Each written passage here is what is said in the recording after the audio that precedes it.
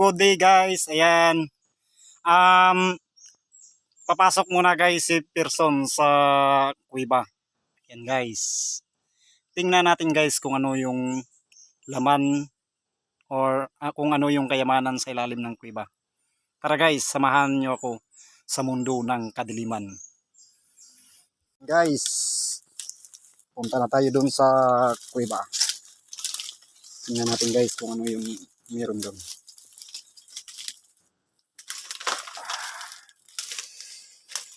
Oops.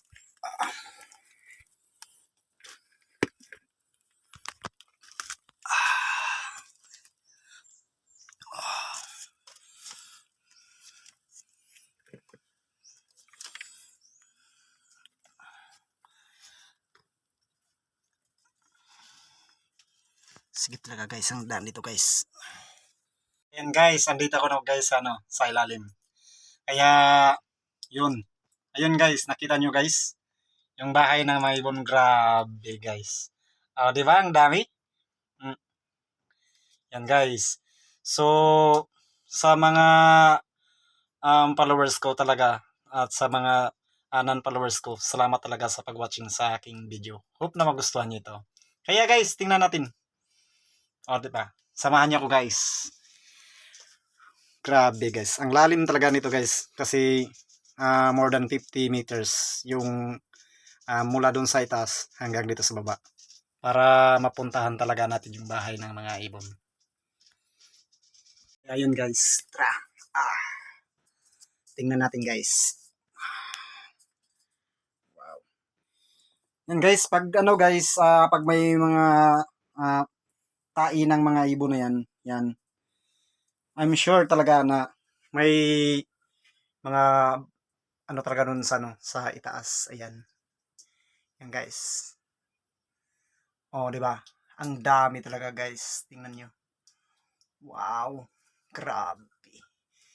Ang dami naman. Grabe. Napakamahal pa naman nito guys. Ano guys, pag ibinta yan guys, grabe ang mahal-mahal niyan. Ang kilo niyan. Pero di natin yan gagalawin guys kasi bawal talaga pag yung atin lang dito is mag-adventure lang tayo dun. Yan. Di ba guys? See? Di ba ang ganda? Wow, grabe, super talaga. Ganda-ganda talaga guys. New and old na mga kun. Wow, may bagong sisiw. Ayan guys, so bagong sisiw. Bagong sisiw. Yun. Wow, may itlog pa. Yun, may itlog. Grabe guys, ang dami.